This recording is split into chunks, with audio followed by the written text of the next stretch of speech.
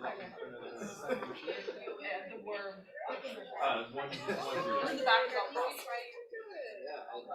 on.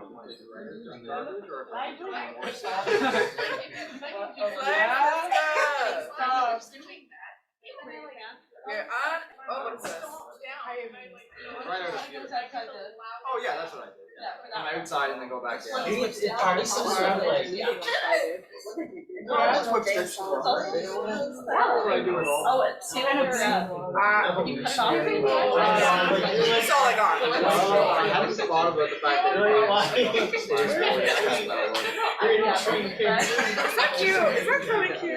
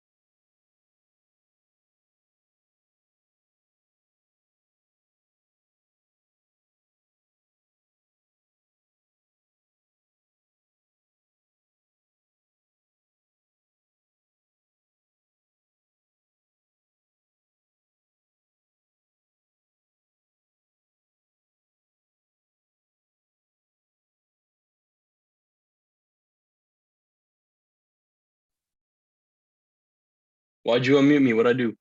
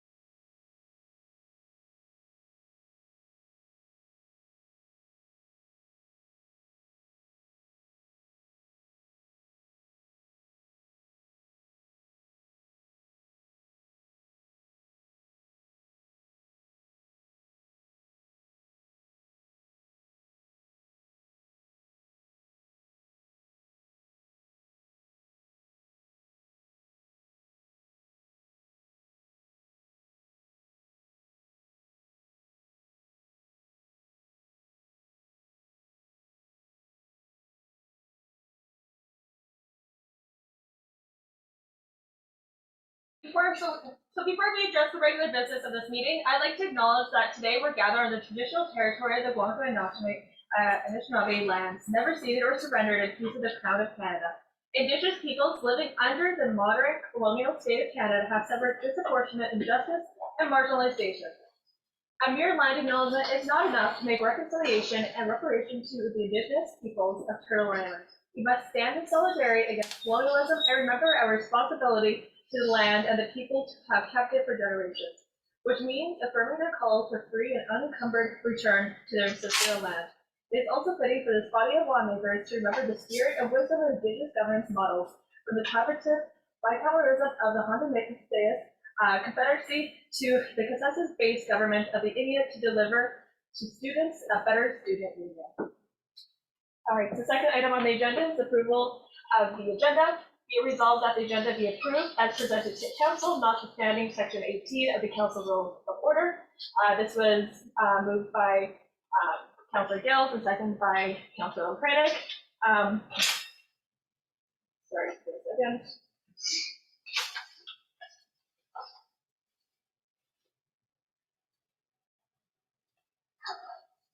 Yeah, sorry, I have the right one. Okay, sorry. That was a moment.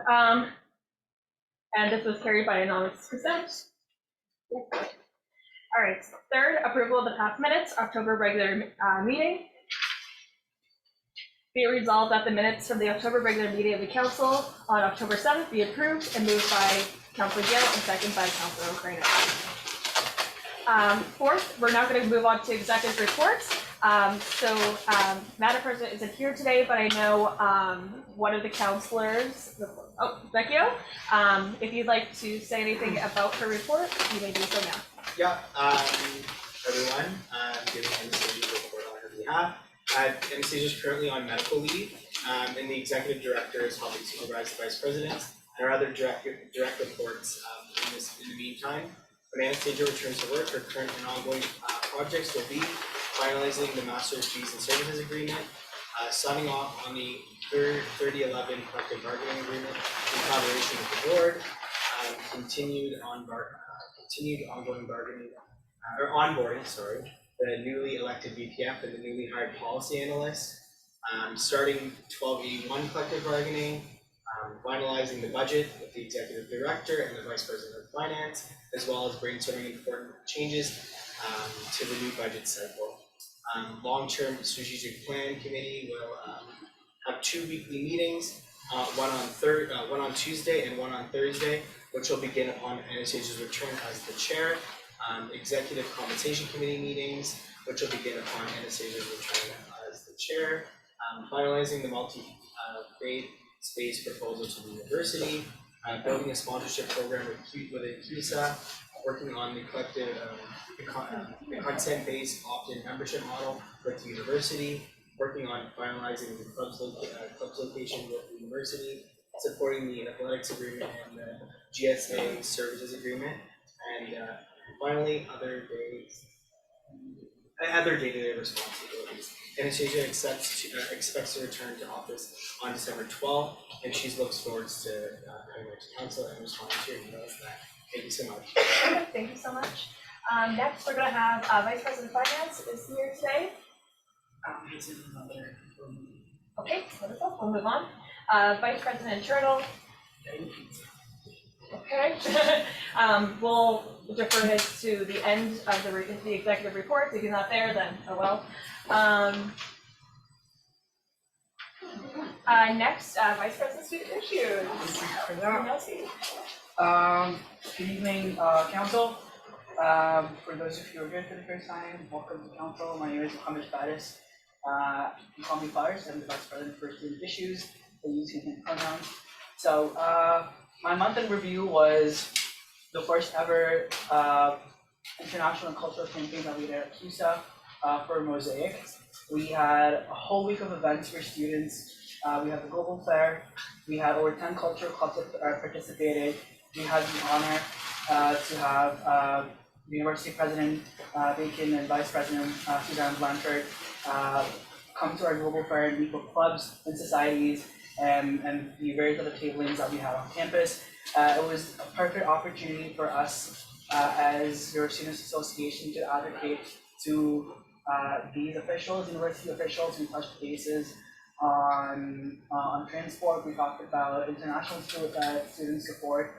We talked about tuition again to be performed. I'm going to be touching base in a second within the university level and providing more accessibility to students while when exams are coming up. We also had City Councillor Sean Menard, Wilson Lowe, who visited as well, and we talked to them about collectively with the councillors, city councillors, and President Bacon and VP Blanchard about the public transport. We acknowledged the delays that are happening at Carleton. They acknowledged that as well, and they assured us that with the change in Capitol Hall, that there would be more efficiency within the public transport that is affecting not just international students but our domestic students as well. We had a beautiful cultural showcase. We had a BIPOC job fair courtesy with our VP community engagement. For the first time, a Thirsty Thursday at Ollie's was sort of modified to be part of a campaign. It was called Latin Fed. We did that with OLAS and with the Nigerian Student Association. Thank you, OLAS. We also did our silent disco for K-pop Bollywood nights and Afrobeat. It was beautiful seeing all these amazing, beautiful cultures come together. And it was a beautiful opportunity for students to learn, educate themselves. And then the update is that Arabian Nights has been postponed. That's the only event that's been postponed. It's been postponed until January 20th, which is exam season. That was the day that a lot of students had their assignments due, and we had a lot of feedback from students that it would be better to postpone the event. Something that I missed out on my last council report is the Pride crosswalk. So as you know, the rainbow crosswalk that goes up the hill between the Jury Theater and Canal Building, if you've seen it. It looks really crusty, and over the summer, it was one of my initiatives was to repaint the crosswalk to make it fresh for campus. But in an ongoing conversation, we realized the importance to update the rainbow crosswalk to something that's more relevant for students and one that would represent all of the diverse communities of the queer community on campus. So with that,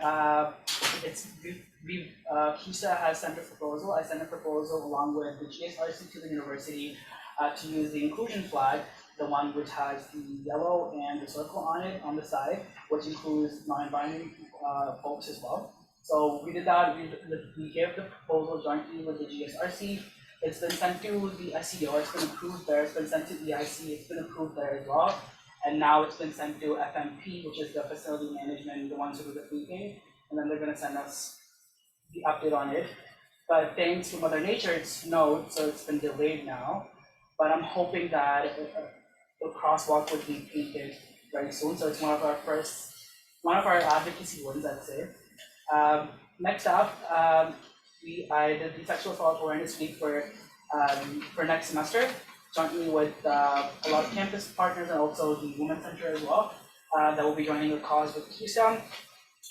This year, for Substance Awareness Week, we partnered with the university and the city of Ottawa to participate in the National Addiction Awareness Week. We tabled on 24th of November, and we had an event on 25th, which is Speaking Away with Stigma, thanks to VP Student Life Anshika, who helped me when I passed out.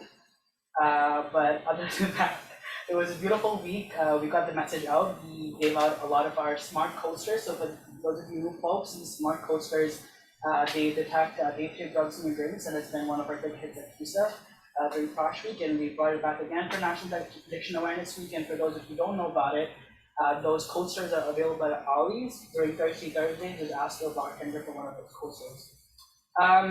Next up, another good news we have is that one of my campaign promises was to get CUSA a charity line, and in conjunction working with the Director for Student Services, we have created a timeline to get CUSA a charity status line for our Unified Support Center, USC. And I believe the application has been submitted or is almost in the completing process of it. So with that, Unified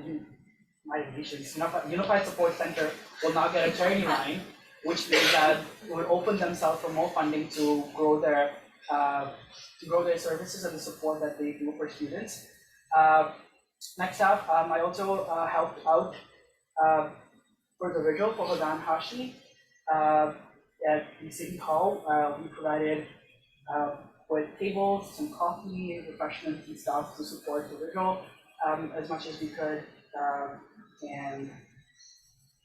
The next thing on part of it is that I've been teasing this for a lot of time at council, is that the EBI report compliance. I promised folks that it will be done by November, but it looks like we might have to push it to another month. The signage infrastructure part of the EBI report is still pending, which is basically that the signage in all CUSA spaces need to have, the recommendation is to have it should have an English, French, and Anishinaabe or Ojibwe. So we're making sure that we get the translations correct. So there's a little bit of delay process. We're hoping that it will be done by when we come back in January.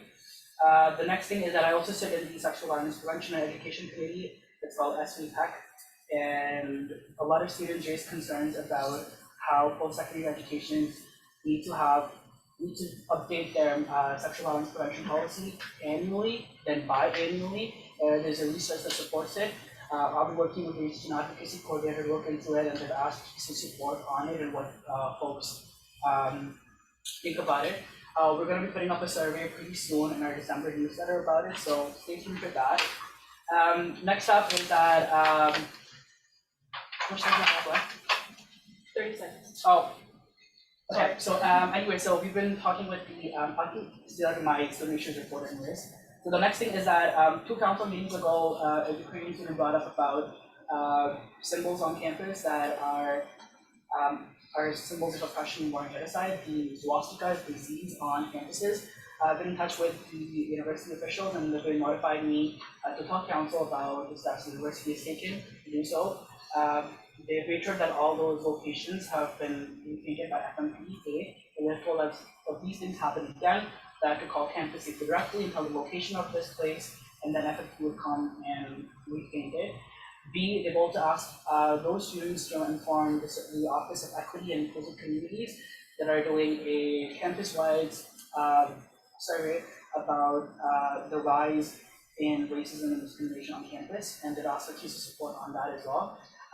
For folks, for reference, CUSA passed a discrimination policy last semester, and we wanted to uphold that and let people know that CUSA commits herself to a safe space policy. Last thing is upcoming is Study Snacks going to happen next month.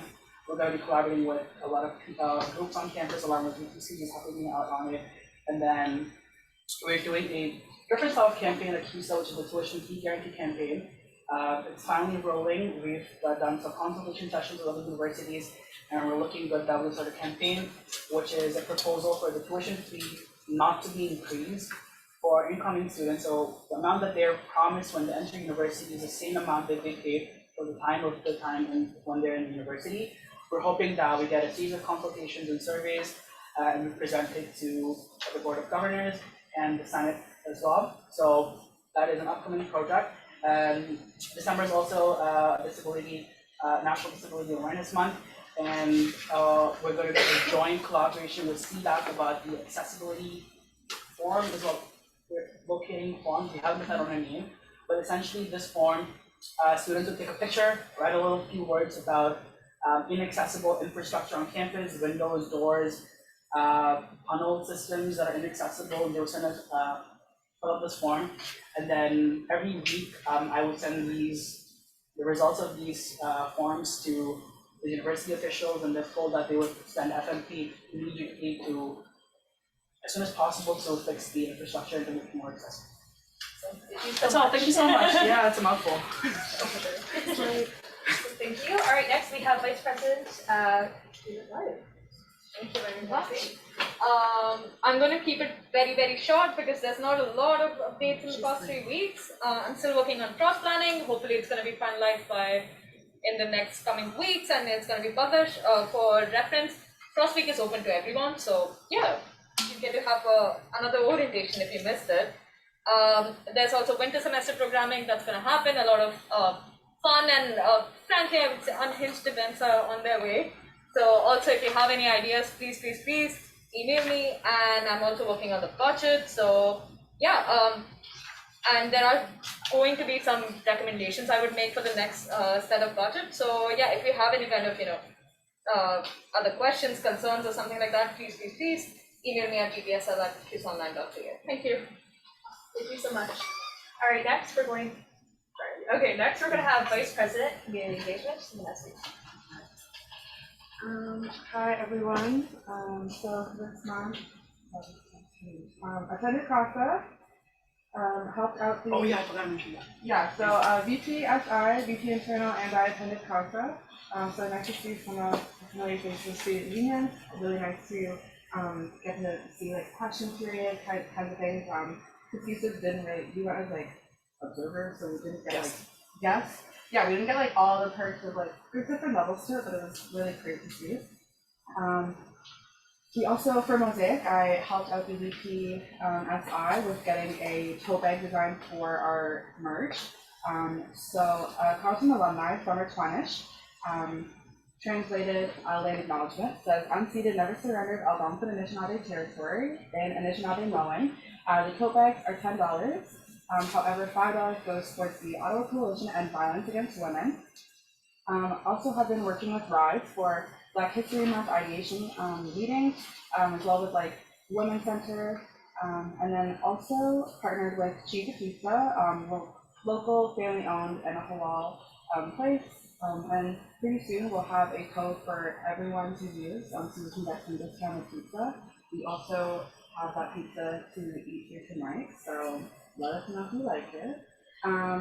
Also judging for pitch night with Hatch on November 30th. And then also Moana Center is in dire need of a coordinator.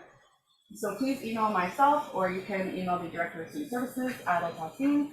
I included both of our emails on the agenda. On December 7th, we're having Sex Toy Bingo with Adriana Expose. There's going to be a little holiday theme to it. And we're also going to have CUSA a donor there, so they'll be promoting their club as well as blood and plasma donations. And then CUSA, we're going to be working with like kidney and blood services. So if you are interested in donating at all, you can email me, because we're going to do a donation day on December 10th. Also, CUSA for Life reached out to me for a collaboration. So it will most likely be like a sex toy bingo event there. And it'll be to like promote and start awareness on like cancer prevention. And then also Haven is having a student artisan market on December 3rd. So it's featuring arts and craft products from Carleton students. Definitely recommend you to attend. You do not have to like register RSVP for it, but like if you want to check it out, definitely go for it. And then also working with Anshika VPSL for Frost Week, and we're gonna have service undertabling during that, so students can know about these opportunities. Thank you. Wonderful, thank you so much. Next, we're just going to go back to VP Internal, University. Sure, and thank you, Madam Speaker. I don't have very much to say to Council this week. In fact, I just closed the tab that my report on, so I'm going to freestyle. So committees, all new councillors have been just assigned to committees, and that'll be later on in this agenda. Some who haven't filled out the form will add you over the last week. I also attended the CUSA Advocacy Conference with my colleagues. It was very eye-opening, actually, to see some of the processes that got there in that organization, and I think I should put on council's radar that we should consider whether we're going to pursue closer ties with this organization in the future. What else? Policy. Again, our policy coordinator, we've just brought on board. We have a new one. Her name's Graciela. Gabriella. That would be great. Graciela is one of the members of our students' tribunal. They're all these names running around up there. We love you, Gabriella. Anyway, going great. We're going to be onboarding her. Looking a lot forward to the work we're going to do together in the policy of this organization. Clubs. Again, we've just finished with our fall funding for our clubs, and we're on to certification. We're now safely over the level of 150 new clubs, or I guess total clubs here at Carleton, and we're processing a couple dozen more applications, and they ought to be done by that later in the month of November or December.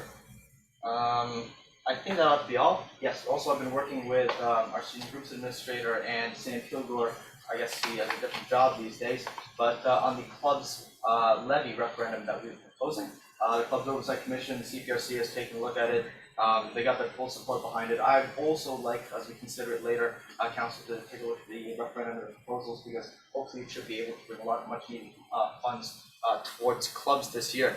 I think that should be just about all. Oh, finance. Around November 18th, I officially stopped any duties as Vice President of Finance, which is going to load off my back, and we've onboarded our friend Steve Mansour. That's all he wanted me to tell you because he can't make it today, but he's been spending the last couple of his weeks onboarding himself over at our association, so that's good stuff. I'm looking forward to working with him.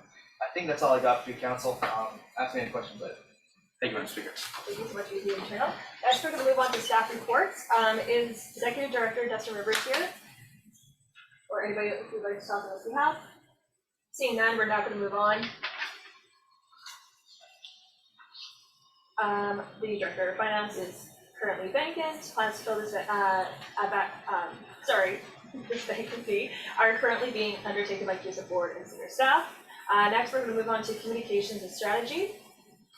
Is this person here today? Nope. Okay. All right. Is the Director of Student Services here today? No. Okay. Thanks for job. Good. All right.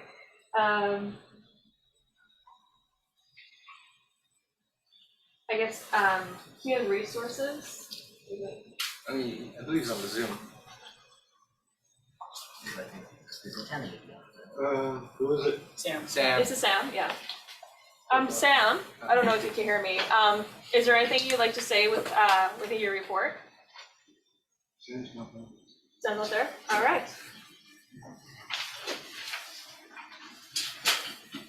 Okay. We're now going to move on to the chair of the board, Grayson. You may now speak. All right, thank you very much. I have lots of stuff to say to you all today. I will keep it very brief. Starting off, we had 2 board meetings in the last 3 weeks. The first of them was mostly in camera. The exciting news out of that is we have hired an HR consultancy firm called Peninsula, which will help our human resources department. They've already been fantastic. We've actually been able to use them during a board meeting. It's the coolest thing ever. You literally just dial their number and they're there. It's so awesome. So that will really help us going forward on the human resources team. So because of that, we have also changed the Director of Human Resources position. We're now going to have an HR generalist in combination with Peninsula. So really looking forward to seeing how those human resource changes change and benefit the organization in the coming years. We also, of course, have onboarded the new VPF from the board side, signing authority, all of those very exciting things.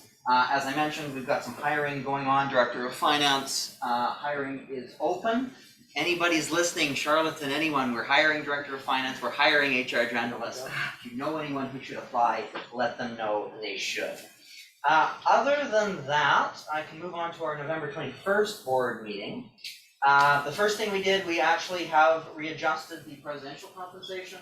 This is something that needed to be done after our corporate switch when the president's position was changed to a full-time position. Their salary needed to be increased. So it's now up to about $27 an hour, which is on the same level as vice presidents are making per hour. This is something that needed to happen as far back as last April, but the former Board of Trustees never got around to it, so the Board of Directors is finally making that adjustment to that compensation. Speaking of compensation, you'll all be pleased to know that we've also approved a couple of policies, council officer compensation. So the speaker and deputy speaker will get paid for showing up, so will the council clerk.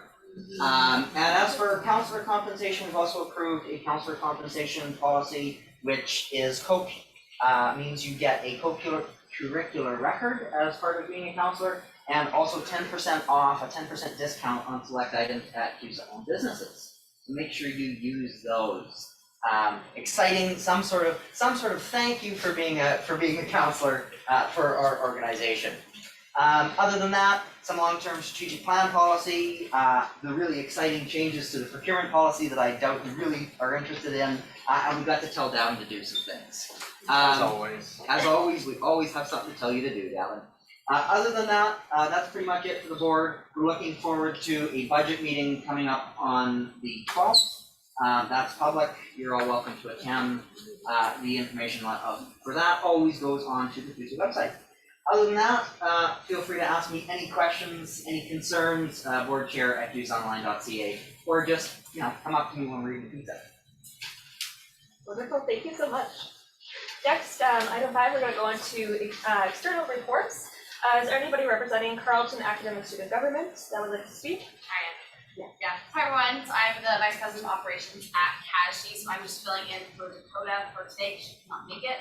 So looking back at the past month, we wanted to sort of review some of our events, including our student consultation series.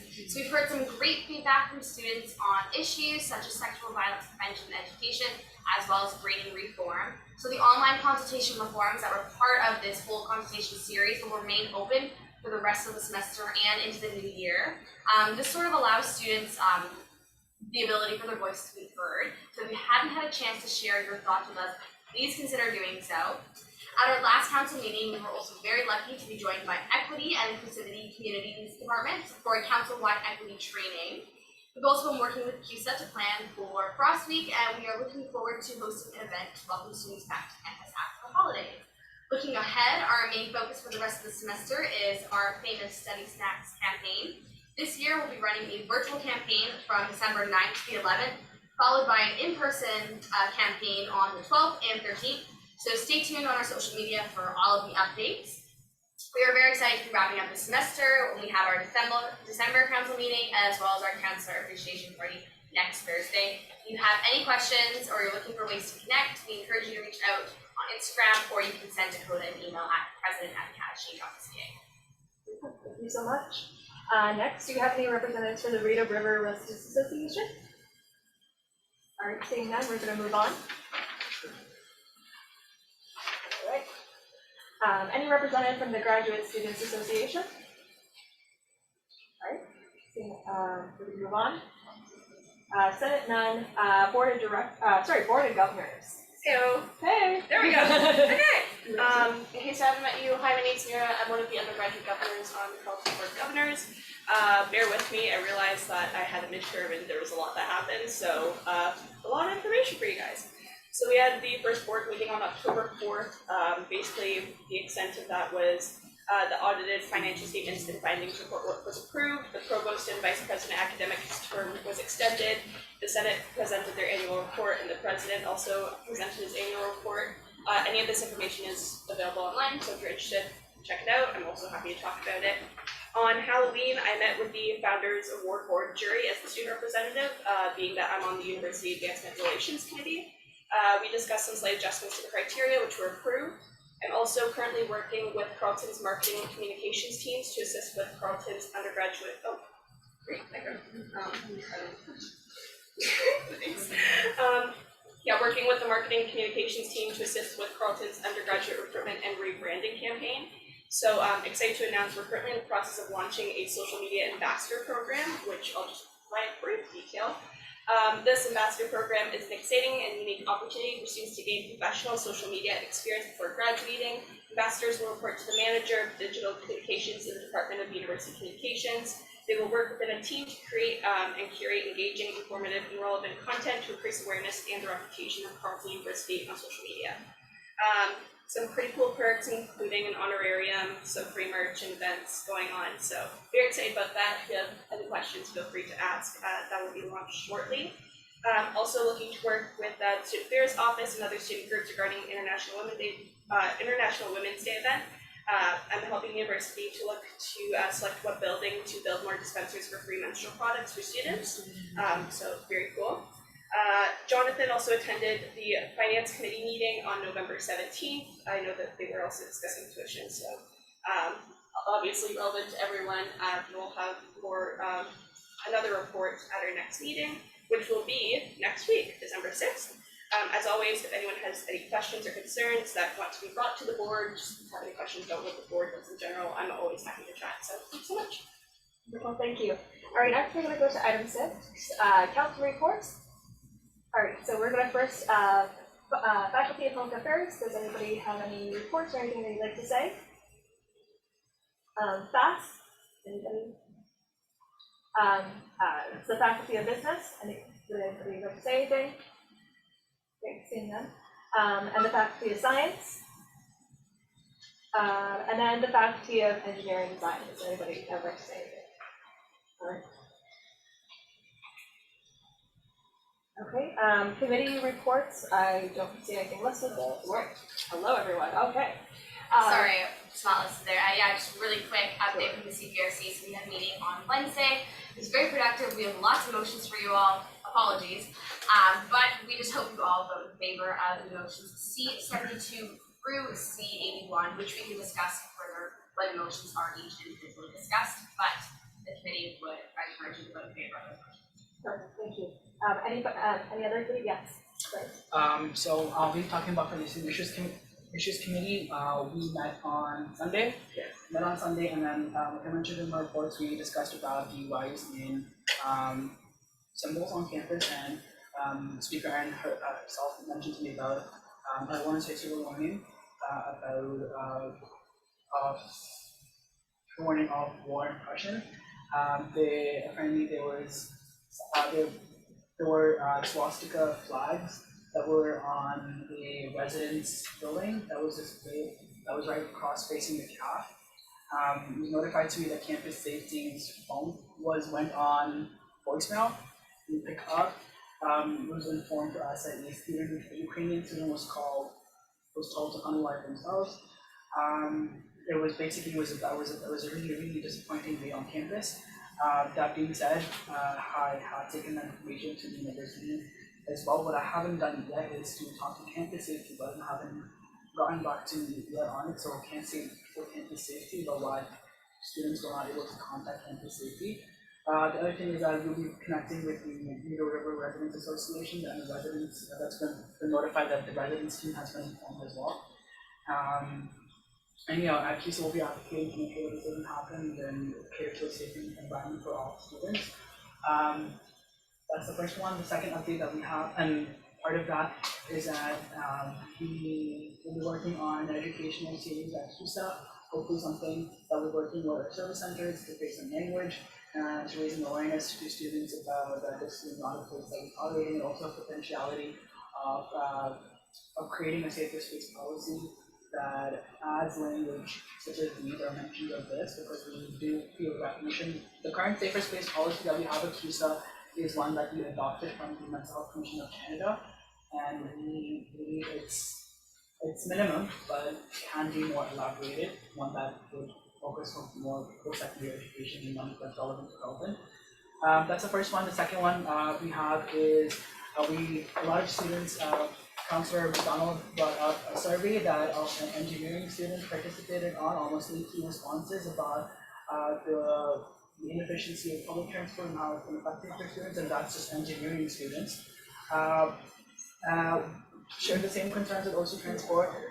For those councils that are interested in it, CUSA sent over some questions to the university to contact OC Transport about Even opt-in and opt-out. Questions about how students don't know that if you live close to campus, that you can easily opt out of the pass within a radius check.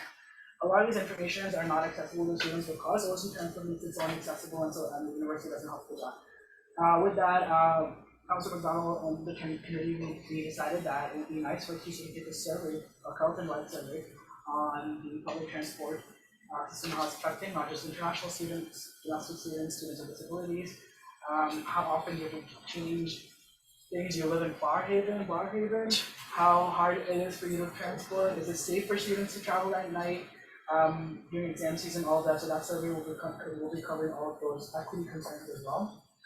So Councilor McDonald has shown his interest to create this survey. If there are any other councilors who are even not part of the student issues committee and are interested in creating this form, please let me know. I would be glad to get some input from you folks here.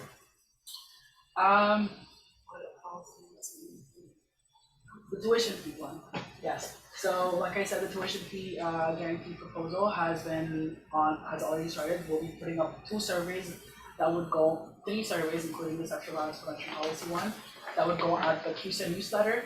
That would take surveys from students about how they felt about all of these issues, and that we take these testimonies and surveys. We're also planning to get like more of these through tabling. We find a lot of traffic that way, and get a lot of input from students. So we're gonna get all of that information, and hopefully when we come back from the break, we have all these data that we can show it to these officials, either university, municipal level, or provincial level, and show them the database, how the students are affected by it. That's the process, that's the extent to how the association is able to do, and after that, it will just be how these people react to students' needs. So yeah, that's the report we have from the Initiatives Committee. Wonderful, thank you so much. Is there any other reports from any of the other committees? Councilor Chesky? All right. I'll just hang around here, you know. So sorry about it. Yeah. One more thing I forgot to mention during it is that I know a lot of councillors had, when they ran their elections, had campaign promises that come under there are a lot of these issues as well. So to create that sort of accessibility towards you folks, if you have ideas for change when it comes to student issues, feel free to reach out to me, or you can come to one of our student issues community meetings. Or just reach out and talk to me about those concerns, and we'll make sure that your concerns are reached out, and we're able to find a solution or work with people on campus that are able to deliver. Thank you. Perfect, thank you so much, everyone. We're just going to do a few more items, and then we're going to recess and have some pizza. So, all right. So next, we're going to go on to item 7, announcements and correspondence. Is there any declarations of conflicts of interest? Anybody who would like to declare? Now is your time. Yes.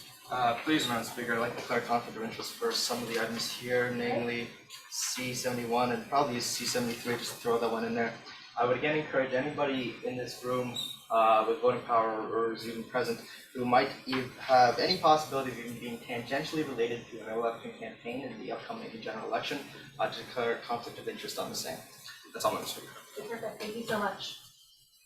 Next, so just items for information, and you'll be able to access these documents on your own time if you haven't already.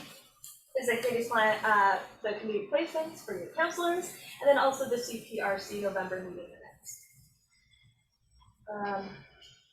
Notice a motion. If I may, I'd also like to give council information. I spoke to our acting director of HR today that the Unified Sports Center wishes council to consider a levy increase on the USC. That's not on the agenda for this meeting, but it will very likely be so for the January council meeting, which will take place a little bit earlier to be before the elections period. And we could perhaps consider it then or another time, for instance, over EVO, just to put that on council's radar. The USA is prepared a full report, and that'll be distributed to you all. Okay, perfect, thank you. Is there any other motions? Conflict of interest. Oh, a conflict of interest, Yes. okay, yes. For all the motions that should be done today. After C71 up to C78.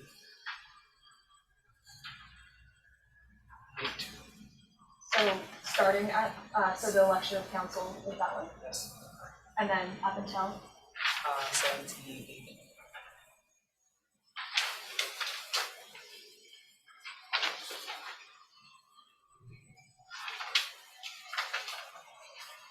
perfect, duly noted, thank you. Okay, next we're just gonna go into one last item before we take a break. It's a question here, does anybody have any questions? Now is your time to speak, just put up your card. All right, seeing none, we're now going to take a, let me just look at the time. We're now going to take a 10-minute break. Please enjoy some pizza and we will get back to you.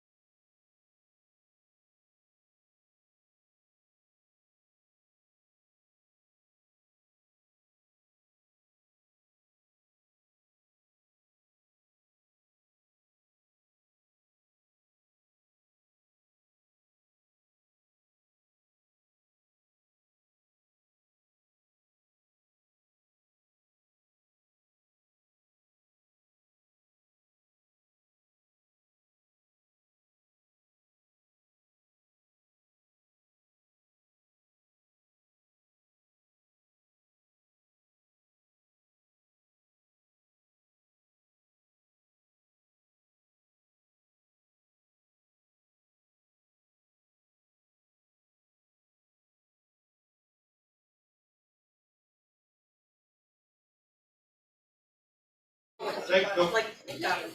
right, so we're gonna continue. All right, okay, everyone. 30 minutes later. Okay. All right, everyone, we're gonna continue with regular business, item 9.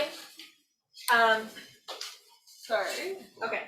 Regular business, item 9, in section unfinished business. Yes, Counselor. Oh, would I be able to motion to consider business out of order? Go with unit C72 first? Okay. Yes. C72, and then, yeah? Second motion. You second the motion? Okay, perfect. All right. Anybody else?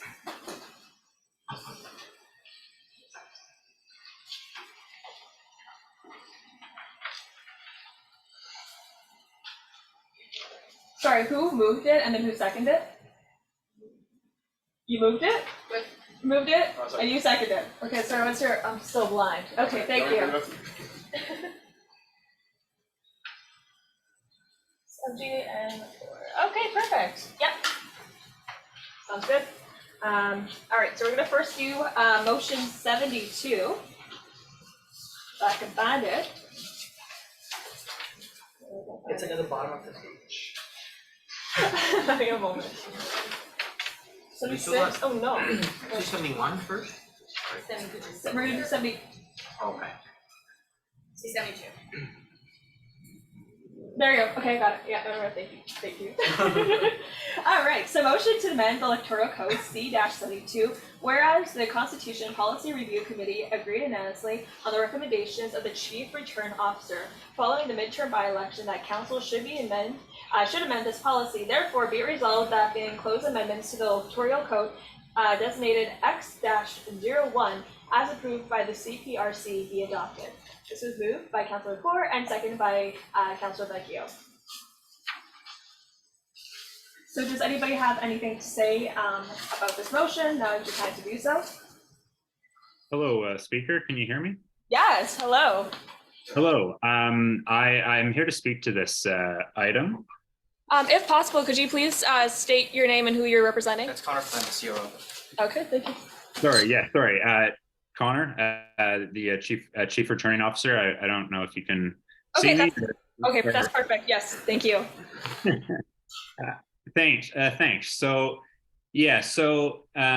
Just here to, I'll speak briefly to the proposed changes. As was mentioned previously, we had a very good discussion surrounding them at the committee meeting on Wednesday, and members were very supportive of the changes. It's a combination of some fairly minor editorial changes, just cleaning up some language, making sure we're being very clear with what we want to say in the code, and then a few lessons learned from the by-election, and just kind of proactively trying to get ahead of some potential issues that could be foreseen in the future.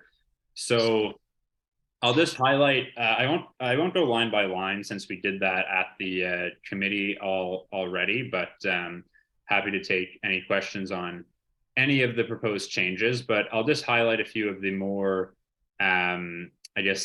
substantive, visible changes that members might be interested in. So the first one, in the first section, Administration of Elections, Division 1, Clause 5, actually point out, and our apologies for this, it was a small typo. The proposed change is moving the opening of the voting time to 9 a.m.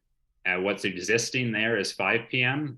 But the way the track changes are showing, it makes it seem like it's the reverse. 5 p.m. is what was there, and we're proposing to move it to 9 a.m. And that applies to both the by-election and the general election. That change is just to, we're using 3 days to conduct voting, so it makes sense to maximize that first day rather than waiting until the end of the day to open it. We're going to open it at the beginning of the day to maximize voting access. The next section under there, what would be the new clause 6. This is a fairly important addition that we have to make, and it's to deal with situations of the reopen nominations option winning.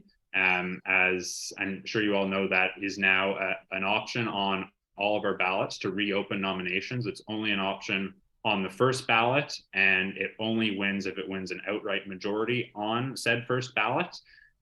So my understanding is that was a fairly new provision brought in last year, but nothing was developed to kind of guide us on what we do if that wins. So there's some proposed procedures to follow in those situations. You'll notice it's a little bit more high level than the fairly prescriptive by-election and general election dates, and that's just to take into account that we don't know.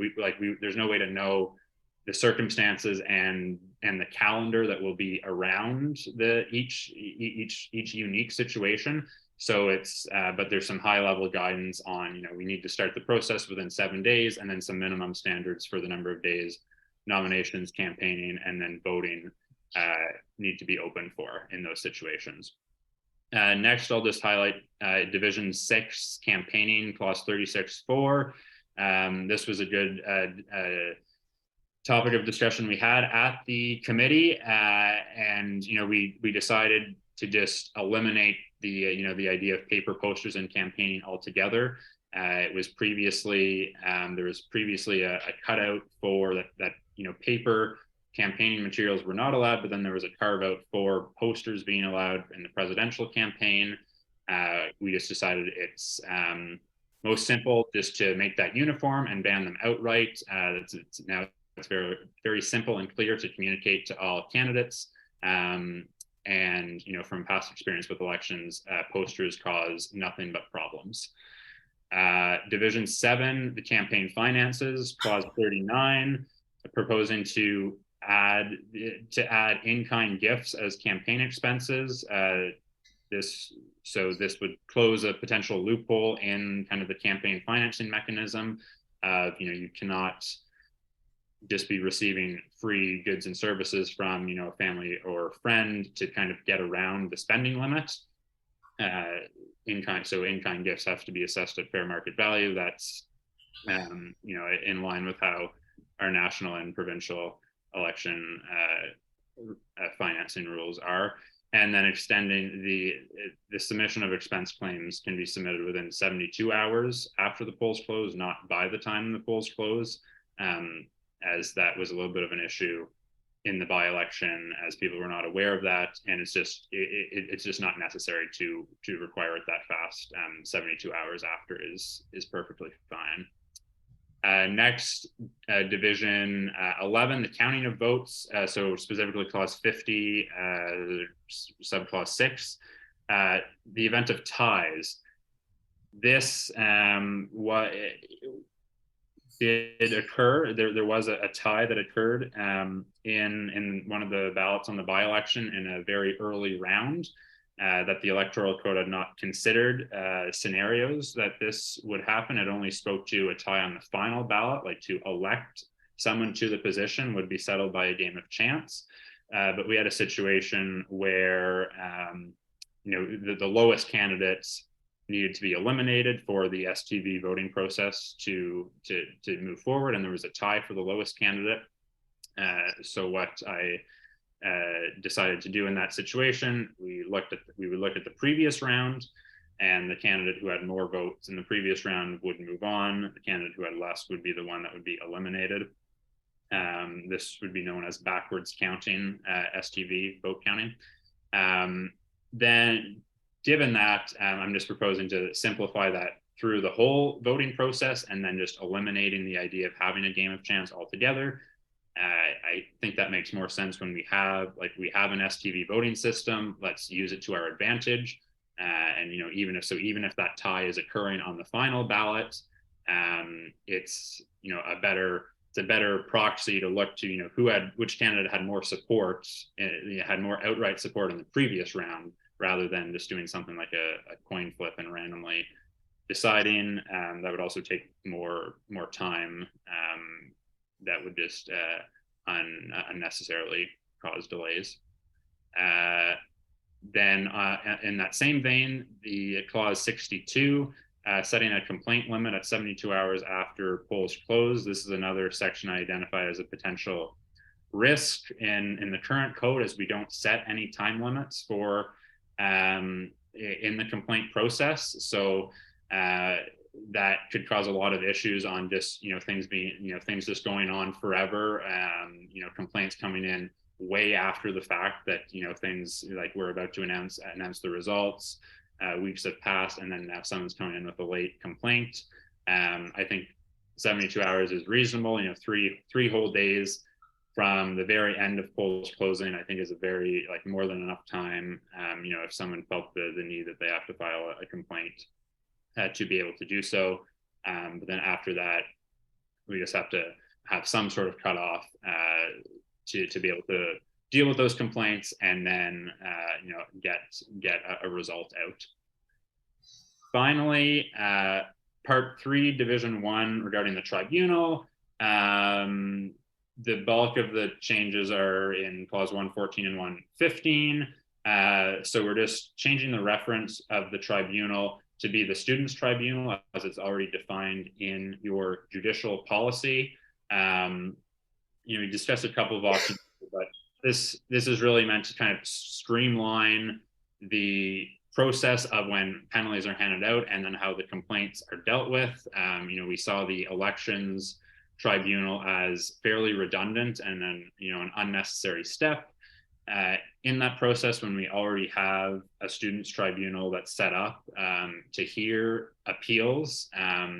And it also offers a, similar to the position of the CRO being independent and offering, that unbiased, independent process. The Students' Tribunal has a mix of non-members who are currently law students, so that offers an element of independence there as well. And, also the fact that there are criteria for filing a complaint. Just because you don't like a decision but you have no argument to support your side, that's not a reason for filing a complaint. There's reasons that are the criteria that are set out. If there's a mistake in law or in fact, then maintaining that ability to appeal is an important check and balance. But there's an opportunity to streamline the process here, as it could get quite lengthy. And then also setting a time limit in the same vein as I spoke about to filing a complaint. We need to set some sort of time limit for initiating an appeal, because otherwise it's the same issue. So proposing 72 hours for that. You'll also note there's proposed changes to the judicial policy. I'll say they're only to correspond with the changes to the electoral code that I've explained through here. They're all just stemming from that, because the tribunal part of the electoral code speaks to the judicial policy. So that's why there's just corresponding changes there. But the spirit of the change is reflected in the electoral code and what I've just described there. So I'll leave it at that. Happy to take any questions, but that's the bulk of the substantive changes. Thank you. Wonderful, thank you. Is there anybody else that would like to speak on this motion to amend the electoral code, C-72?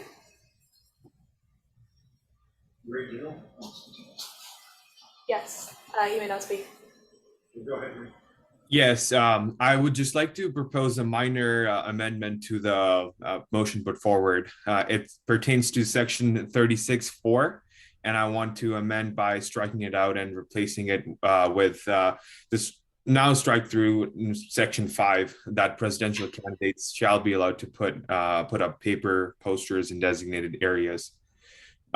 Just looking for a seconder though before we can start debate. So if anyone wants to help me on that.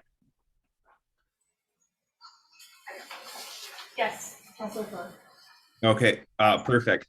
So I think I have the floor, Madam Speaker. Are you sorry? I said, do I have this floor to talk about the motion amendment? Yeah. So I just looked at it.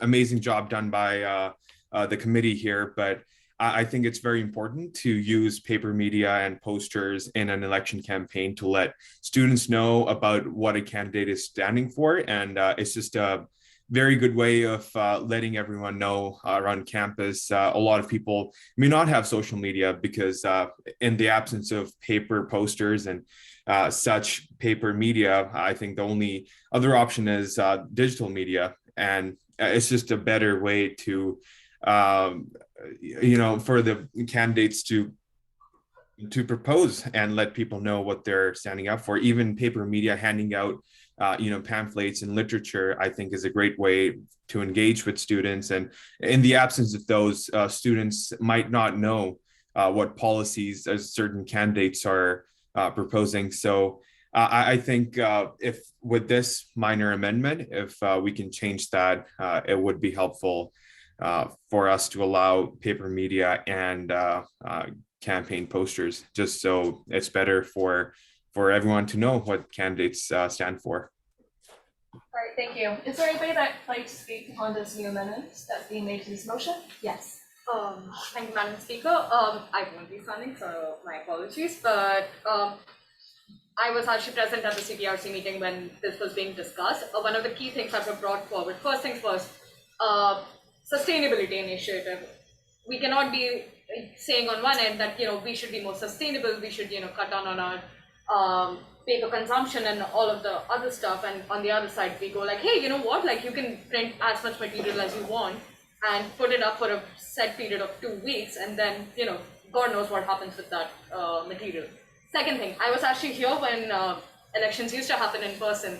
One of the key things and one of the most irritating things that anyone who was here from 2019 is the fact that the way paper material used to be distributed and it used to be thrown out. And the funniest thing is the fact that candidates actually used to run about making CUSA more sustainable while distributing paper pamphlets that used to be tossed out. Another thing is the fact that when presidential candidates, and at the time there were slates, they used to basically harass people into being like, hey, we are campaigning, we are, running for so and so, and like, here's the thing that, we're campaigning upon. It used to be a big effort, big wastage of time, money, and quite frankly, like energy in plain and simple terms, because your mood would get ruined completely. There are some people who would choose to be apolitical, maybe, not doing these kind of campaigning where we're handing out paper material only for them to throw out is one of the key things to look forward to. Fourth thing is student life. As someone who has been studying student development more and more, if we actually remove paper media distribution, it actually encourages candidates to be more creative and productive when it comes to how to reach their population. It shouldn't be that through the distribution of paper material, like you're reaching the same 10 people more and more. You should, as when you're running for president, or for that matter when you're running for councillor even, you should think of more and more creative methods on how to reach your audience. What's the point in representing and becoming an elected member in this association if you're not able to develop that outreach and that kind of creativity to reach your audience? That's all that I have to say for now. Wonderful, thank you so much, VP Saber. Next, yes, Councillor Vecchio. I think Councillor Gill's point is stands. I mean, I think continuing to have an opportunity for everyone to see who's running and letting them know that there's candidates that are running with certain policies, whatever. A question I do have, I mean, if we choose to move this way about removing poster media, CUSA does use poster media for their events and stuff, such around posted around campus on the bulletin boards. So I mean, if we're going on this sustainability route, then why are we still doing that? I think these small use of paper, whether it's you have an allotment of, let's say, 10 or 15 in certain areas, I think that is not a big, like a huge sustainability issue. Again, it allows people to see the posters, even though they may not have social media, or they may not be looking on social media to know who's running in the election. So I think keeping these media available creates a more accessible sort of election for everyone. And now, not giving out pamphlets all the time, but I think just having posters on the walls is not a big deal, especially if we have a limited amount of areas where they're posted. Yes. Just like letting everyone know, we actually recycle most of them. posters that we put up, we get them back and then we reuse them. We have a bunch from Arabian Nights that we use it for another event. So please don't be worried about the fact that we're wasting any kind of paper material that we're using for our events. The other thing is, and I just want to highlight this, one of the key reasons I refuse to run for president and for any other elected position is the fact that, again, with relating it back to paper media, is the fact that I'm pretty scared of what I might be subjected to. This is one of the key things that come along with publishing your face on, paper. The fact that people, you just never know who is going to put up devil horns and all of that, and it's quite frankly not a really nice feeling. And again, all of these things were actually, talked about during the CPRC meeting that, quite frankly, Mr. Vecchio also attended, and yeah, we all landed on a, unanimous vote if you look back at the CPRC minutes.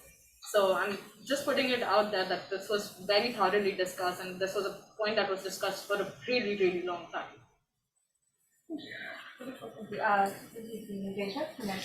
just wanted to say, we're not reusing the posters for Arabian Nights. We had to postpone the event, but then I took label stickers and put that over top of the date, so we get to save all the paper, save all that ink. But then I also think it's kind of hypocritical in a way, because CUSA also prints out all those posters and everything so we can advertise our events. I think it's a really easy and accessible way, especially when people can just scan the QR code, because we've been putting that on our posters and stuff. So say imagine one of the candidates was made a thing for their platform, and they just scan the QR code for the students there, and then it's really convenient. So a lot of people don't even use Instagram, during Frosh, I'd be oh, follow our Instagram. They're oh, I can't do that, I only use email. So I'd be okay, well, you can subscribe to our newsletter. So I think when we don't allow traditional ways of going about things and promoting, I think we kind of hit a little stall there. We're still learning on ways to connect and what really brings in the audience and things like that. I think it's just best to allow everyone to have that chance. Does somebody want to speak? Zero. Okay, we're gonna first go to Councilor Core, and then we'll go to the person on Zoom. Yeah. I think the point about accessibility is key. As we've talked about, not everyone has social media platforms, and even sometimes because of how overwhelming the campaign season is on social media, people disconnect from social media. It's too much for them. It's a lot. It's very in your face. So having posters printed out sort of allows other options for people to have access and to learn more about different candidates. So I think that we just want to have as much accessibility as possible across the board. And I do understand the point about sustainability, but I think that we really need to focus on how accessible people's campaign points are to the general public. And I was at that CPRC meeting, of course, but I do think these are very valid concerns that we did discuss, but now we have new points about accessibility that are being raised that we didn't necessarily discuss in as much depth as we are now. So I think these are very valid concerns that we really need to take into consideration. Perfect, thank you. Yes, you may unmute the person. Zero. Zero? Okay, yes. Is it Councilor? Yeah, Councilor Sierra, you may now speak. Yeah, thanks. I mean, yeah, that it's a fair point.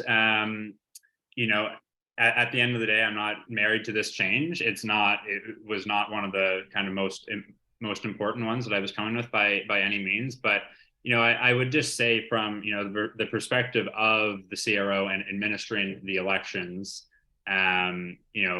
posters will only cause problems. People, first of all, what's a designated area? People will put them up, then other candidates will try and put up posters over another candidate. People will vandalize the posters and scribble stuff on them, ones that are up. People will rip posters down. People won't take them down after the election. So there's just a number of those. In my past experience, they only cause problems. They don't help.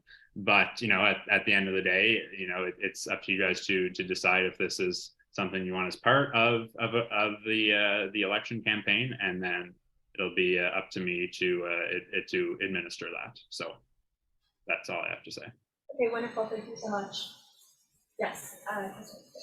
I appreciate the sentiments on all sides, and I appreciate how much time is spent discussing this issue in depth in the committee in which it was meant to be brought up in. As far as the accessibility issues, as far as social media, it's a very narrow-minded view. We have at least 2 student newspapers, people who publish in print. There are other options for people with emails. People have access to everyone's emails, and every student at Carleton needs to have access to their emails.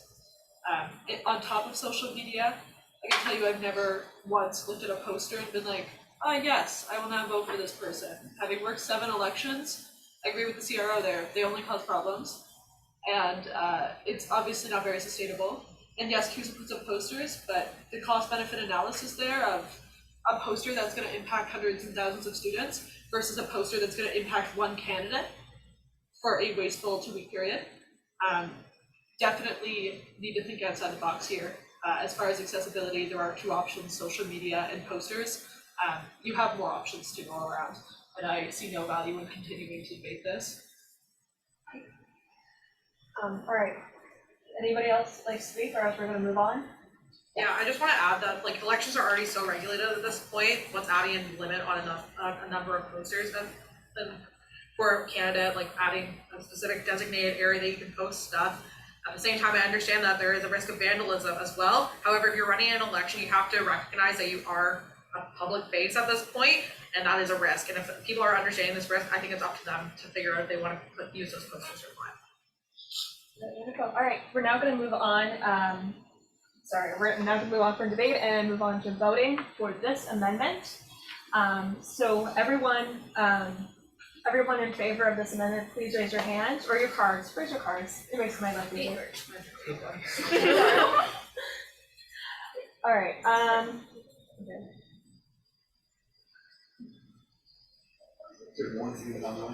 One hand online. Oh, sorry.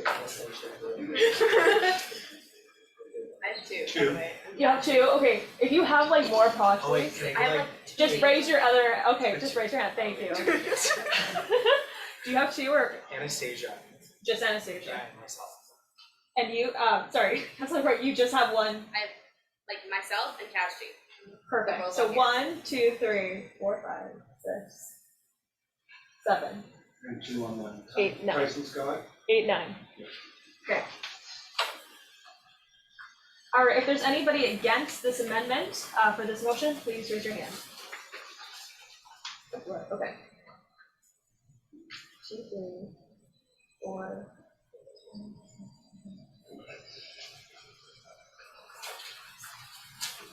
Is there anybody that raises their hand? Did you have it right here? Sorry. Okay. 8. Okay. Okay. So the results for this amendment: 9 people were for this amendment, and 10 people were against. Therefore, this amendment will not go through. Yes. I had not understood which one was for and against, and I meant to vote mine up for the beginning one, but I thought it was the opposite, so I never voted. But I actually meant to do the first one. All right, we're gonna recount everyone. Okay, so yeah. Okay, now I'm confused. Okay, so anyways, if you, Kirby, Oppose the amendment. okay, so if you're opposed, okay, or for, In favor, yes. in for. favor. In If favor you're of for, posters. In favor of posters. okay, if you're in favor of the posters, yay posters, raise your hand now.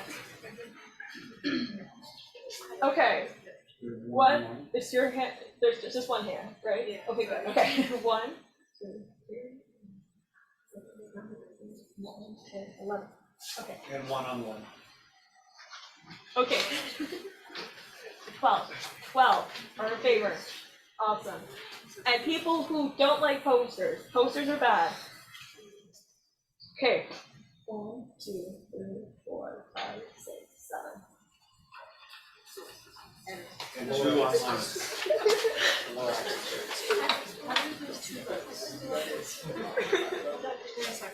Okay, I think we got everyone. Good, good. Okay, perfect. Okay, this has changed. Now with the recount. Okay, sorry. So 12 people are in favor of this amendment, and 9 people are against. Therefore, this amendment has been passed. Yay. Okay, now we're going to talk about the actual motion. motion to amend the electoral code C-72. So if anybody would like to say anything about this new motion, with the new amendment, you may now speak. All right, so seeing none, we're now going to vote on this motion, or the new motion, I guess. So the motion to amend the electoral code C-72, whereas the Constitution Review Committee agreed and anonymously on the recommendations of the chief recurring officer following the midterm by-election that council should amend this policy, therefore be it resolved that the enclosed amendments to the electoral code designated at X-01 be as approved by the CPRC be adopted. All right, so everyone who's in favor of this motion, please raise your hand now. With the amendment, by the way. So yeah, okay. 1, 2, 3, 4, 5, 6, 7, 8, 9, 10. The person in the pinkish shirt, can you raise your hand a little higher? Okay, sorry, I'm too short. Okay, we're gonna go. 1, 2, 3, 4, 5, 6. 1, 2, 11, 12, 13, 14, 15, 16, 16, 17. All right, 19 are in favor, and the individuals who are against this motion, please raise your hand now. So 19 are for this motion and 0 are against, therefore this motion has been passed. All right. Okay, so we're now going to go back to regular order, if that's all right. Okay, and also, I think VP internal, I think that was that the only conflict of interest he had, so he can come back if anyone else wants to tell him. I think it was also the policy. 71 and 73. Okay. And we're going to be doing C66. Yeah, so if anybody wants to go get him, that's cool. All right. Okay, so the motion, all right, we're going to just move on. All right, so the motion to declare a position on the deportation of Niman Kolo, C-66, whereas Niman Kolo and her family were deported to Nigeria on October 13th, 2022, after their appeal for refugee status was denied for the second time. And whereas the humanitarian and compassion application was filed by the family before their deportation, there has been NECWL and institutional support extended for the family. Whereas the association asserts its commitment to fundamental human rights through student life advocacy for its members, be it resolved that the council accepts this position policy as P-05. Be it further resolved that council adopts the calls to action mentioned in the position paper presented. Be it further resolved that the council directs Vice President of Student Life and Vice President of Community Engagement to lead this effort on behalf of the association. Would somebody like to move this motion? Yeah. Yes, Councilor Hanlon. Okay. And anybody would like to second it? Okay, yes, Councilor. Awesome. All right. Would anybody like to say anything on behalf of this motion? Now's your time to do so.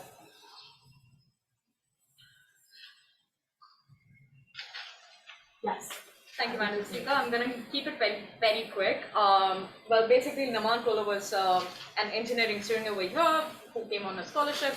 They migrated to Canada because they were facing security threats based in Nigeria, and unfortunately, there, as mentioned, negligible institutional support. It is very unfortunate that CUSA was not able to help in time. But moving forward, we're going to start taking up cases like these, just so that students can know that when they are in issues, they can always come to us. This is precisely why we're here for. The entire case is laid down in the position policy. You all have access to it, so please read it. And if you have any further questions, please let me. Thank you. Wonderful, thank you. Anybody else would like to say anything on this motion? All right, seeing now, we're now going to move on to voting. Sorry. Okay, so the motion to declare a position on the deportation of Niman Kolo, C-66. Individuals who are in favor of this motion, please raise your hand now. Okay. 1, 2, 3, 4, 5, 6, 7, 8, 9,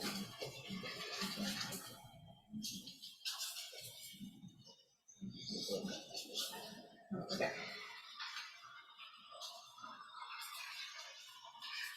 All right, individuals who are against this motion, please raise your hand now. All right, so 19 are in favor and 0 are opposed. Therefore, this motion to declare position on deportation of Minankolo C-66 has been passed. All right.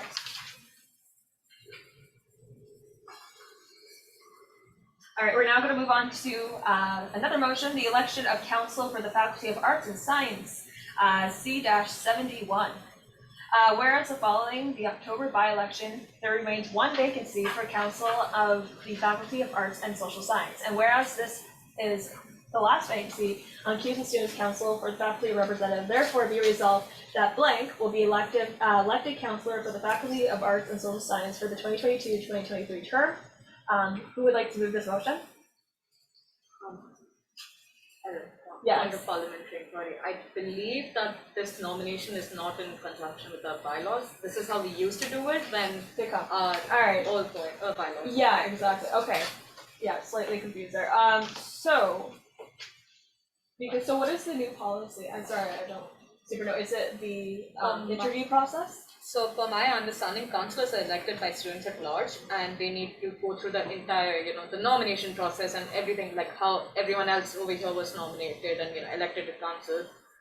To my understanding of the bylaws, this is sort of a gray area, but nowhere is it mentioned that councillors are allowed to be nominated, by the council itself. Okay, who is the person who introduced this motion? Yeah, he'd be internal. If it's Devin, he's coming.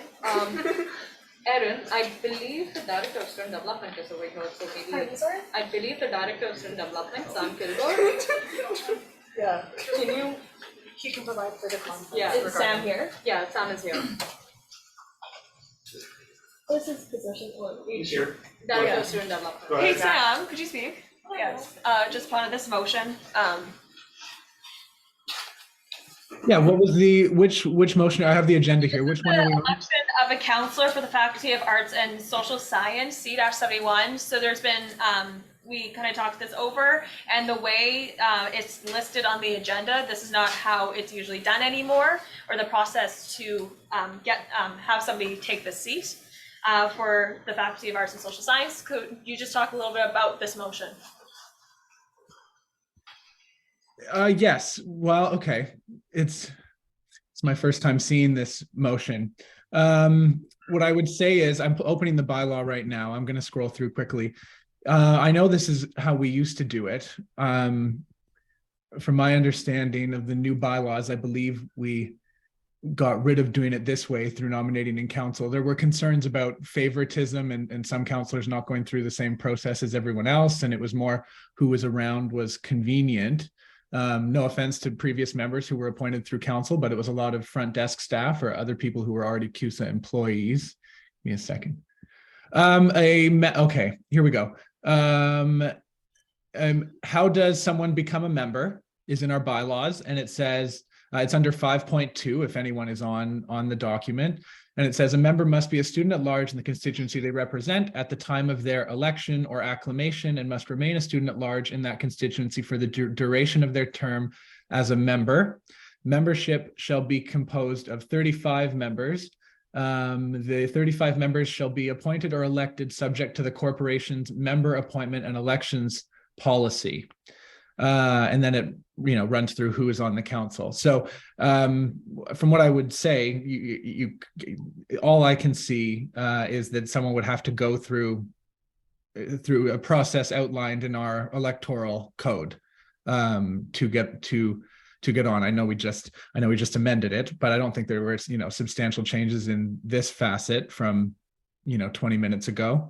So yeah, I don't see how there would be a nomination in any other way other than through a general election. I think it's one of the reasons we did the by-election was that we couldn't fill all those seats in this manner, but perhaps I'm mistaken. I'm sorry, so you're saying this process is correct and this motion is a correct process, correct? Just from the motion, No, I don't believe so. Right. I believe So we what we're specifically wrote into the new bylaws to have it not be this. Okay, so what we're gonna do is, I don't know who implemented this motion. Was it VP internal.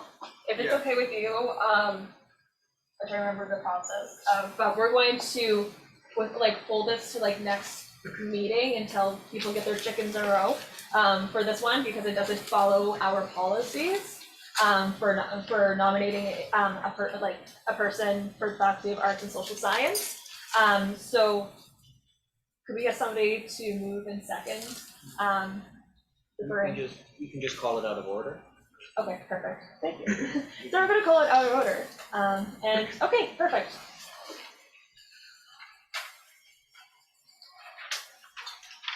All right, awesome, all right, so we're now gonna move on to the next motion. What was that done? All right, we're now going to move on to motion to amend the referendum and recall policy C-73, whereas the Constitution and Policy Review Committee agreed anonymously to recommend that council amended this policy following the decision laid down of the CFS versus CUSA 2022 ONSC.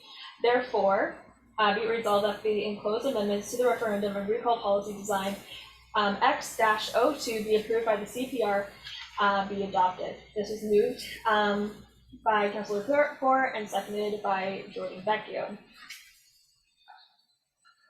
Okay, awesome. All right. So individuals who would like to talk about this motion? Yes. So just a bit of context. When we went to court, we depended very significantly on Section 23 of that policy. It was determined to not stand up in court. Therefore, there's no point in it existing in policy. So the CPRC has recommended it be removed. Wonderful, thank you.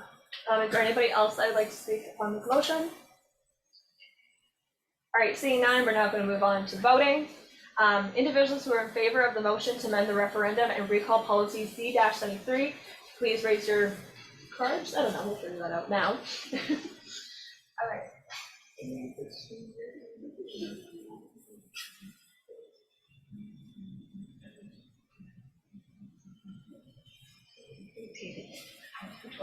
Okay.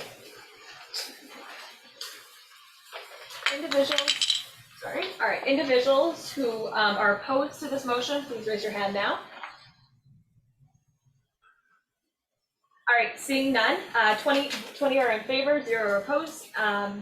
This motion has been passed. All right, so motion to amend the judicial policy C-74, whereas Constitution and Policy Review Committee agreed on the recommendations of the Chief Returning Officer following the midterm by-election. The council should amend this policy, therefore be resolved that it includes the enclosed amendments to the judicial policy designated G-03 as approved by the CPR be adopted. This was moved by Councilor Kaur and seconded by Councilor Vecchio. Thank you. Okay. Anybody who would like to say anything on this motion, now is your time to do so. Yes.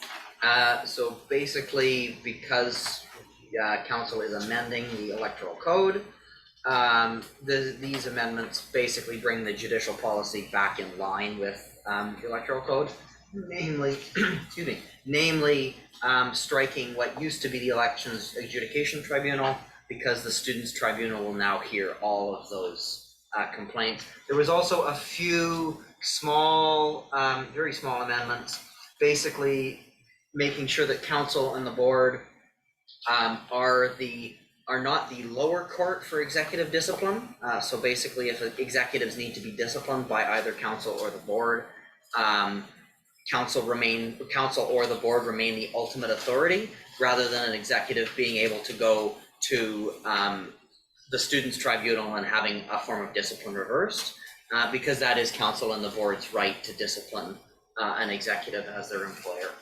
Other than that, I don't believe there were any substantial changes to the policy.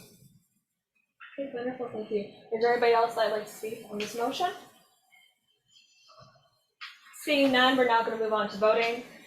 Individuals who are in favor to the motion to amend the referendum and recall policy C-73, oh my goodness, sorry, motion to amend the judicial policy C-74, you may now, all in favor, please raise. Okay, we'll figure it out. Okay. 1, 2, 3, 4.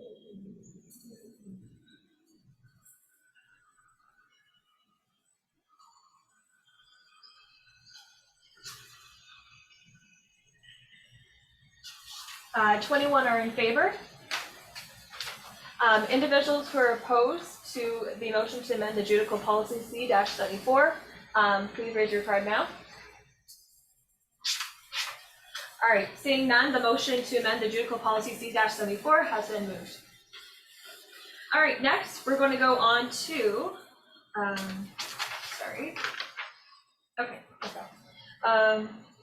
right, next we're going to move on to the motion to amend the Vice President Finance / Secretary Treasurer Selection Committee Terms of Reference, C-75. Whereas the Constitution Policy Review Committee agreed that Council should amend this policy, therefore, Carleton students,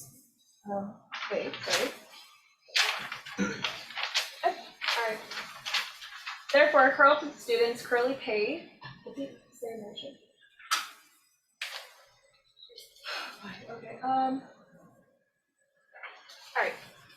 So whereas the Constitution and Policy Review Committee agreed that Council should amend this policy, therefore, be it resolved that the enclosed amendments to the Vice President, Finance Secretary, Treasurer Selection Committee Terms of Reference designated H-77 as approved by the CPRC be adopted. This is moved by Councillor Poor and seconded by Councillor Vecchio. Anybody who would like to speak on this motion, now is your time to do so.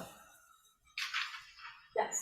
So this, I feel bad. Anybody else from CPSC is welcome to not speak or to speak instead of me. So this is the series. There's 3 motions brought before council today due to just the some holes that we found in the Vice President, Finance Secretary, Treasurer nomination that happened at the last council meeting. So this is the first of those 3. This is just some amendments to the nominating committee terms of reference. Basically adding a preamble, some interpretation, and essentially really just cleaning it up, HR generalist instead of Director of Human Resources, and changing some composition. So rather than selection by lottery for the directors and councillors, it will be selected by council and the board for their respective positions. Yeah, other than that, it's really just cleaning the terms of reference up. Yes, So I'm Councilor. going to add really quickly.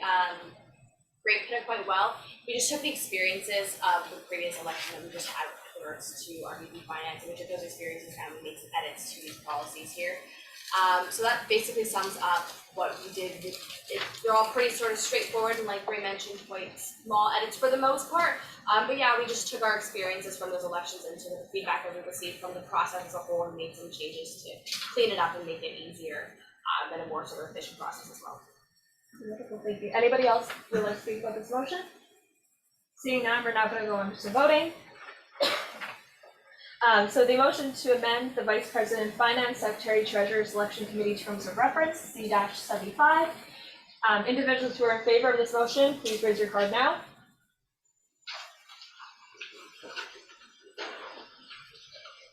All right.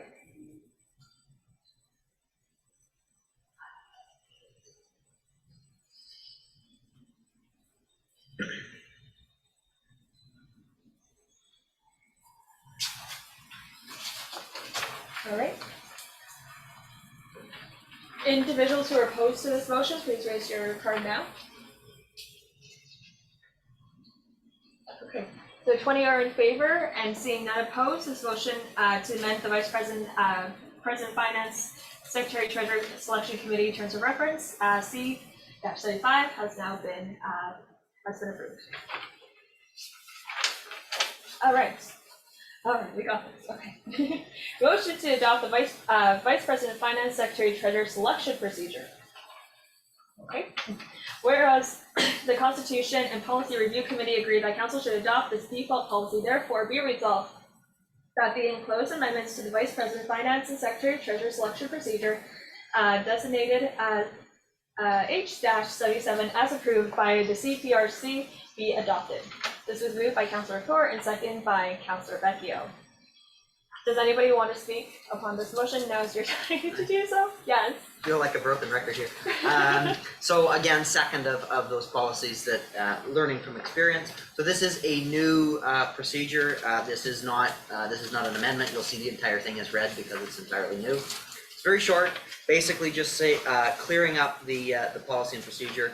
So before, it was at least 2 and up to 4 candidates had to be sent by the nominating committee to council. Now that has been dropped to just 1. So council will get 1 individual, 1 candidate, who they will then grill and decide whether they want to choose that candidate or send them back and have another candidate sent to them. It's very important to note that council still retains the power to reject the candidate, but it will stop there being any sort of debate in front of council between candidates. It also outlines that candidates now must be formally nominated by the committee. There's now no longer self-nominations on the floor. Wonderful, thank you. Is there anybody else that'd like to speak on this motion? Seeing none, we're now going to go into voting. So the motion, sorry, my brain. So the motion to adopt the Vice President, Finance, Secretary, Treasurer selection procedure C-76. All in favor of this motion, please raise your card now.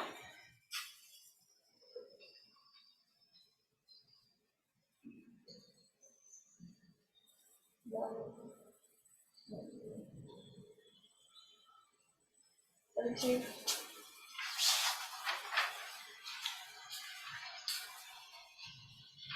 Okay. Individuals who are not in favor of this motion, please raise your card now. All right, we have 18 in favor and 1 not in favor of this motion. Therefore, this motion has been passed to adopt the Vice President, Finance / Secretary, Treasurer selection procedure.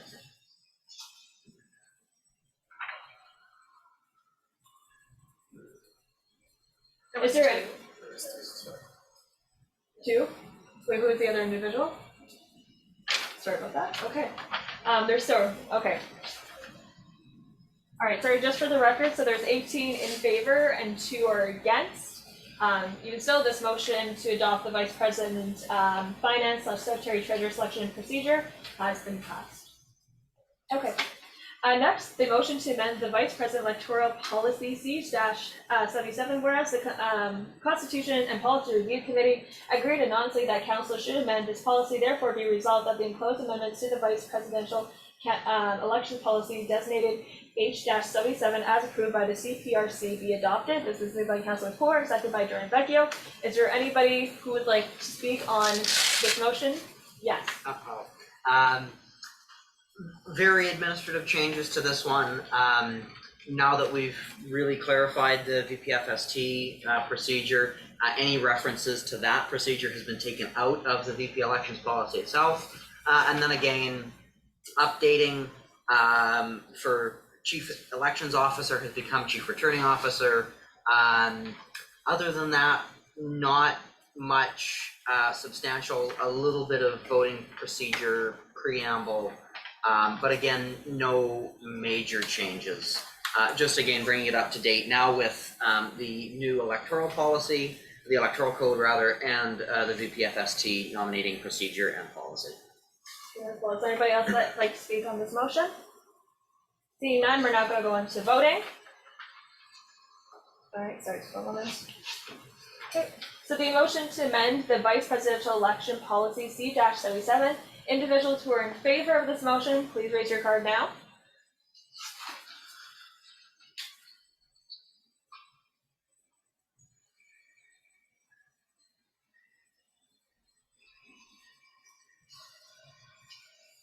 All right.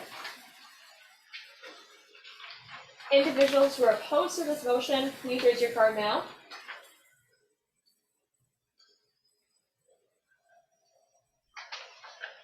All right, we had 20 in favor and nobody was opposed. Therefore, this motion to amend the Vice President Elections Policy C-77 has been passed.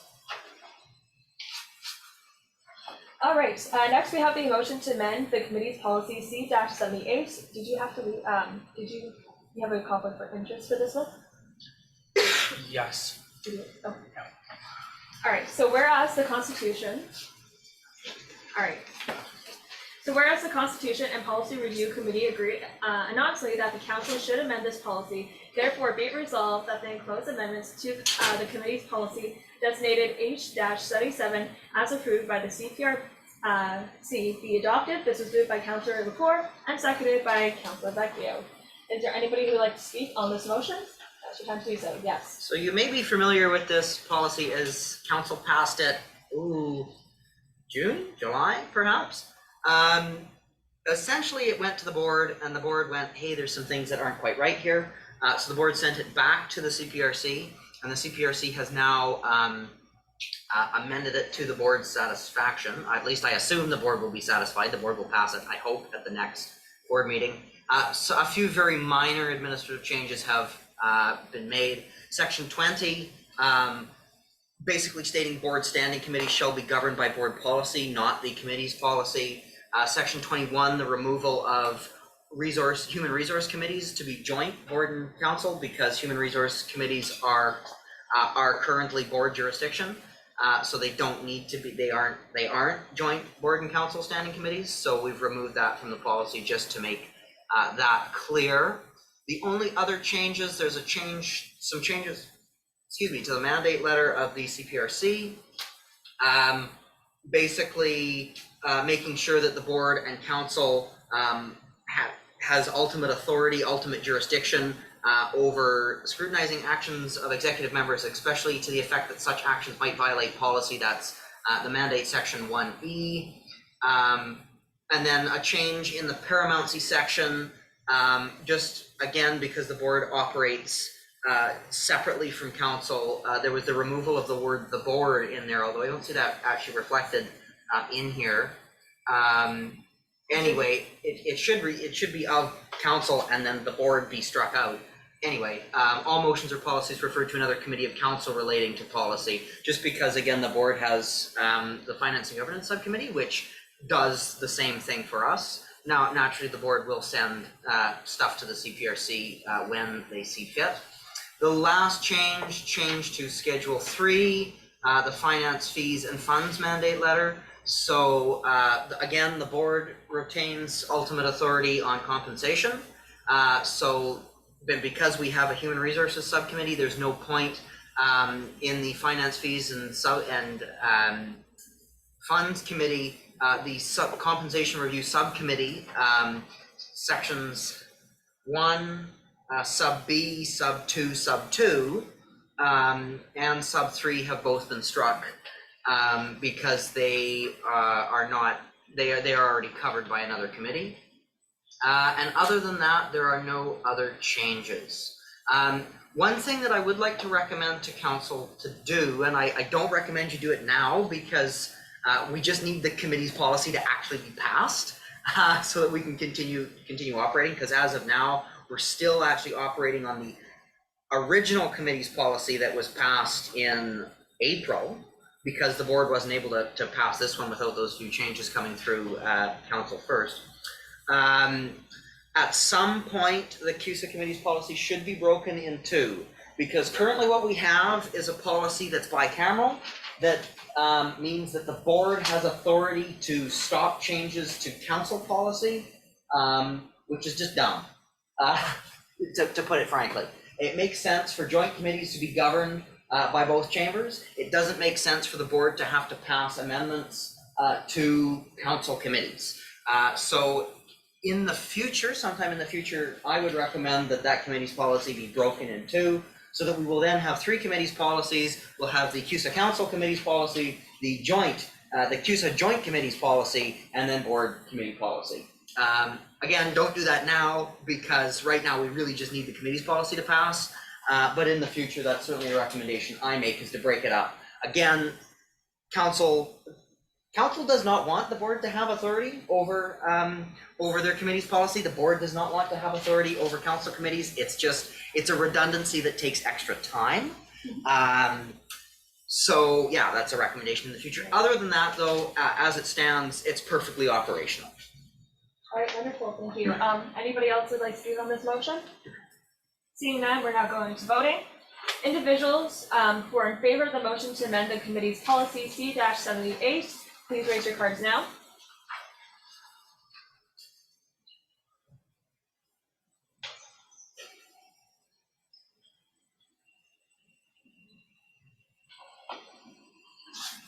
Okay. Individuals who are opposed to the motion to amend the committee's policy, please raise your card now.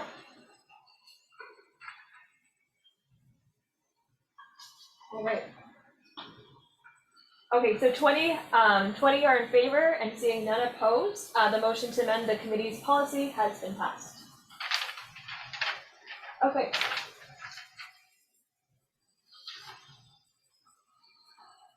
Okay.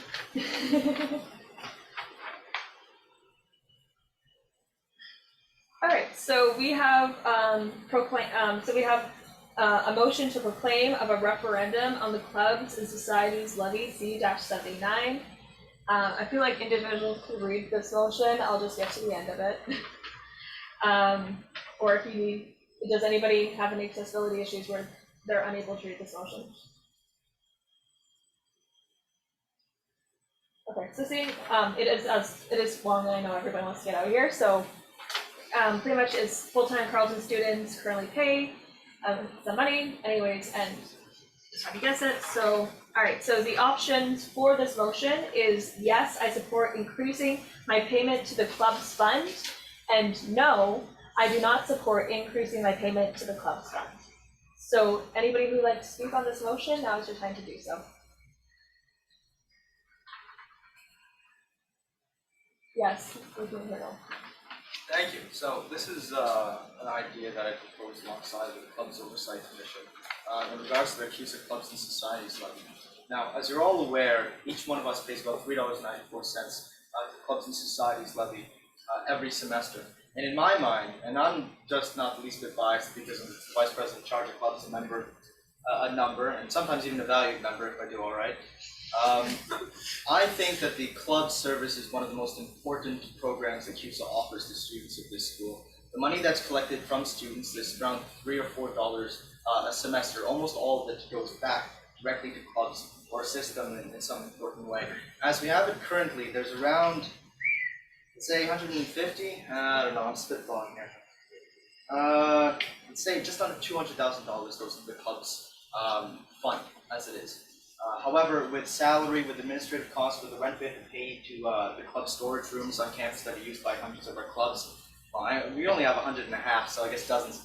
A lot of that money gets squirreled away with administrative costs. We're not as able as we would like to be to give as much in direct grants to clubs. As it stands, we have around $100,000 of that 150, 160, 70 that goes directly to apportionment to clubs. And we have 150 clubs in counting here at Carleton. We've pared down the numbers over the past few years, but there's a simple reality. We don't have enough money to give clubs as much as they want, and probably not as much as they deserve, although how much they deserve is not up to my determination alone. But what is clear is we currently have a that'd be a tenth of a million. We have an $1,100 cap for every club to request in funding every semester. Now, if you ever had a run on the bank, Mary Poppins or It's a Wonderful Lifestyle, where every single club certified here at Carleton would demand their full money and submitted us a funding application with funds that are all legitimate and we couldn't refuse, we simply don't have the funds to cover them all as it is. Now, luckily, many clubs don't claim all the way up to the exact amount, and some clubs don't need that much. But it's a simple fact that we don't have enough to cover clubs' needs. There's many large clubs on campus that are clamoring for better funding from CUSA. Clubs with hundreds of members, let's say the MSA, or with long-standing operations like many of the academic societies or the UN Society, we aren't able to provide them the breadth of funding that they might want from an organization like CUSA. One of the peers I was looking at, CUSA's peers, is the University of Ottawa Students' Union. I talked to the club's commissioner over there, and they have a slightly different model for clubs funding that grants them the ability to fund every club in New Ottawa up to $6,000 a year, which is, depending on how it counts, between 2 and 3 times more than Carleton's able to offer. They recently ran a referendum to increase their clubs and societies fee by, I believe it was $5 a semester or something like that, or $4. That one failed very narrowly at U Ottawa, but they were able to fall back on a very broad student life fee of $23 that we don't even charge here at Carleton. So, in essence, I would really urge council to pass this referendum, to give this question to the students because it's a fee, and students have to decide in the referendum whether we're going to raise it or not, And also, by the time the referendum comes, to come out in full support of it, because it's going to allow us to really increase the funding we give for our clubs and the service. We can hire new administrators that'll make every funding process and all the troubles, dispute resolution go by like in a fraction of the time. I think it would really improve this service that I think is the most paramount for students here at this school. So that's all I got to say, Madam Speaker. Yes. I can also speak a little sneak preview of the budget. Clubs is one of our largest expenses. It's one of the things we spend the most money on, meaning that it's also one of our largest deficits. It's one of the places where we spend the most money. So if we can get this increase, we can free up a lot of money, even if we didn't actually increase. Sorry, Devin, to suggest that we didn't increase that $1,100 per club. But even if we didn't increase that money, we would be able to free up a lot of funds for other programming as well. It's a really great idea in a multitude of different ways, because an extra projected $70,000 a year to go into that club's budget would really help the overall budget as well. So I'm certainly fully in support of it. All right, is there anybody else that would like to speak on this motion? Yes. Question. I can't vote, but it's just a genuine question. Does this also require the 15% of the student vote in order to pass? Yeah. Yeah. Right, so. Yeah. Okay.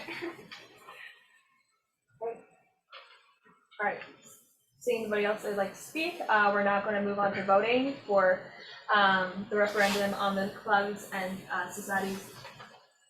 So yeah, okay, cool. All right, so individuals. All right, so this is your first option. So if individuals agree with the statement, please raise your card. Yes, I support increasing my payment to the club's fund. Yes. This motion is just to approve the question. Oh, is this the first question? They don't have to choose between yes and no answers. They don't? No, Okay. council just have to decide whether or not. Okay, sorry. Okay, thank you. All right, so individuals who are in favor on this motion, please raise your cards now.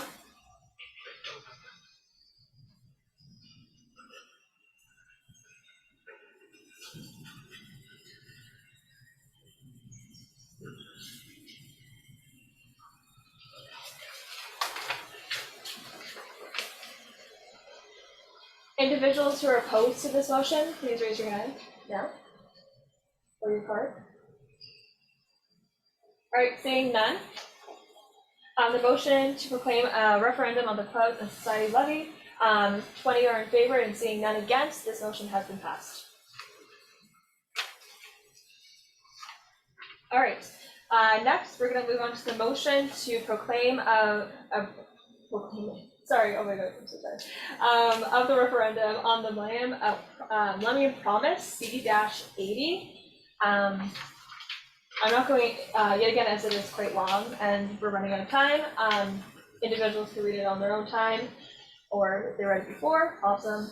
And so these options are being, yes, I support increasing my payment to club fund, and no, I do not support increasing my payment to the club's fund. So anybody who would like to speak on this motion, now's your time to do so. Sure, I can speak to it. Just point of order that the options are remove the Millennium Promise fee and keep the Millennium Promise. Thank you. Speaking as a former member of the Ancillary Fee Reform Committee, we put this question to students at the last CUSA general election. And as you all know, the voter turnout in that election was, I think the word for it is abysmal. Because the voter turnout was so low, we didn't reach the 15% threshold that we needed for the referendum to pass, despite the fact that it actually did pass with a majority. One of those funny little things, if more people had voted no, it actually would have passed. Anyway, I digress. Ultimately, this is just bringing the same referendum question that we asked last general election that did succeed, but didn't succeed because it didn't reach the threshold, to the next general election where we hope the voter turnout will be significantly increased. Yeah, that's all I have to say. All right, any other individuals who would like to speak? Yes, speak the internal. I know a lot of councillors here might be new and they might not remember the work that my colleague Mrs. Sims did on the AFRC. But the Millennium Village charity was identified by their committee as one of the two most useless fees that students pay, if I can use such colorful language, tied in fact to the CFS, so that really means something. Millennium Village was a charity whose charitable aims basically closed in 2015. They exist mainly because Carleton students still send them money and they got to do something with it. What that something is, they have never properly explained to us, and the villages that they were meant to build in the developing world should have been finished by 2015. So I think it was in grade 7 at the time. Again, an entirely obsolete fee. It should no longer exist. We should go back to the students and ask them. Honestly, it's a real shame they didn't pass last time the 15% threshold the university's forced us to. I'd encourage council to pass this one as well. It was a pet project of my dearly departed friend Gabe Parastavopoulos while he was at CUSA, and I think he and many of the students of the school would be glad to see us not pay this $6 a year. Wonderful, thank you so much. Anybody else who would like to speak on this motion? The other, the last thing I'll say is the other thing to sort of take note of is while we're asking students to increase their payment to CUSA by $3.64, something like that, we are also offering them an opportunity to get rid of a $6 fee. So hopefully the increase in the club's fee will look a little more palatable when it's also mirrored by a $6 reduction in another fee. All right, we're not going to move on to voting. I'd just like to clarify, because I couldn't get it before, when I was speaking about the options for individuals, it'd be not for voting, FYI, but just the motion itself, it's the options being remove the Millennium Promise fee or either keep the Millennium Promise fee. Sorry, that was not my bad. So, all right, so we're now going to move on to voting. So individuals who are in favor of this motion to proclaim, anyways, of the referendum on the Millennium Promise C-80, all in favor, please raise your card.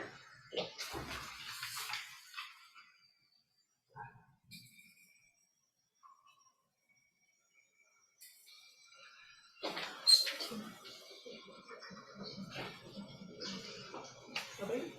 All right. Individuals who are against this this motion, please raise your card now.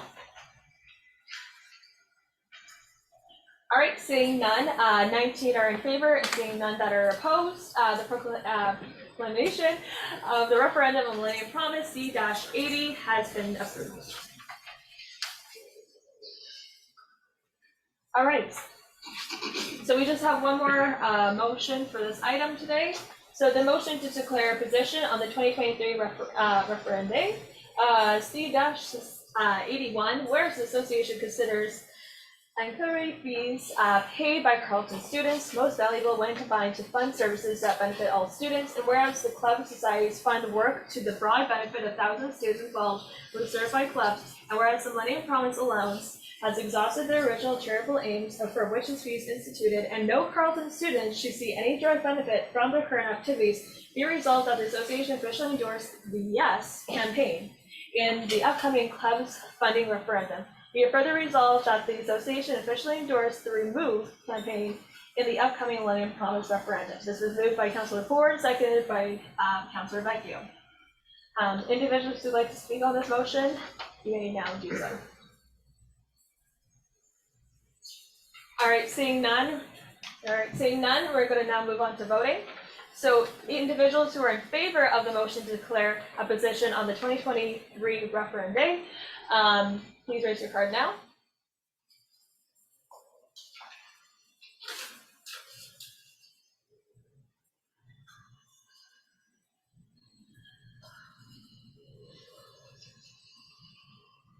All right. Any individuals opposed to the motion to declare a position on the 2023 referendum? Please raise your card now.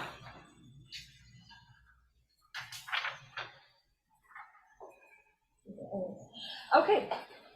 All right. With 18 in favor and none and 0 opposed, this motion to declare a position on the 2023 referendum has been approved. Okay. We're now going to go to item 10, adjournment. Sorry. So the motion to adjourn be resolved that council adjourns until January 16th, 2023, which shall serve as a regular January council meeting of council. Who would like to move this motion? Councilor Hannan, and second? Okay, awesome. Thank you so much, everyone. Sorry, before we go, I just want to say one thing. Would you all be willing to do, well, two things. I want to know what your thoughts are of ending the Zoom meetings for council, as it's been very hard, I'm sorry, on this individual and the people who are doing this, like the video and the sound. What are our thoughts of ending like that Zoom kind of portion? I just want to kind of know people's feedback and then we'll put in something, but yeah. Do you guys like agree with it, or do you think we should keep Zoom going for council meetings? I think it's nice, like, if we can encourage, like, in person, but I still think we should keep, like, hybrid, just for, like, some instances, like, some people have, like, classes, or, like, they have to be, like, home at, like, certain hours, and things like that, just for, like, their safety. So I think, I think what we might be able to do is we can get somebody, if I can have everybody, what we could do is we could have everybody's, like a link or something like that. Or so, like, it's like, if you do need, like, if you do need to use Zoom or whatever, then you just email us and then like let us know in a few days in advance or whatever, and then we'll be able to do it that way. I think it's okay, that'd be good. Zoom, then as because I personally live on campus, so like for me accessibility is like not an issue for still getting here. I do prefer in person personally, but I understand like accessibility, all that kind of stuff, so maybe like a survey potentially to get everyone. Yeah, let's do that. And then also one. I think we should also keep in mind that we are also still in the middle of a pandemic, as much as masking is no longer a requirement and whatnot. Having that option so that people, if they are sick or suspect they may be sick or exposed, can take the option to tune in remotely rather than feel obligated to come to campus.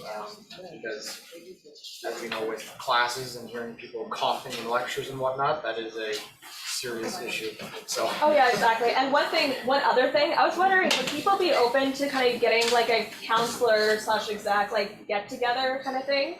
It probably won't. No, it's like, but no, it's actually like a serious, like people who are involved in council meetings, I feel like a lot of people just don't know each other. And I think to build a strong community council meeting. Yes. Scott has his hand up.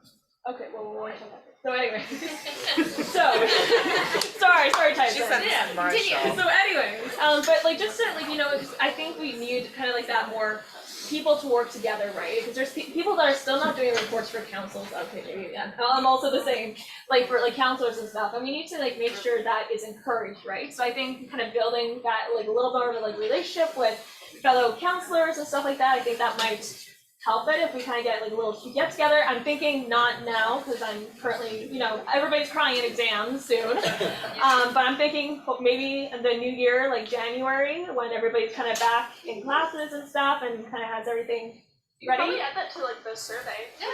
Okay, perfect. It'll be Zoom and it'll be like a get together. Okay, awesome. All right. Thank you so much, everyone. Have a great Merry Christmas. Happy holidays.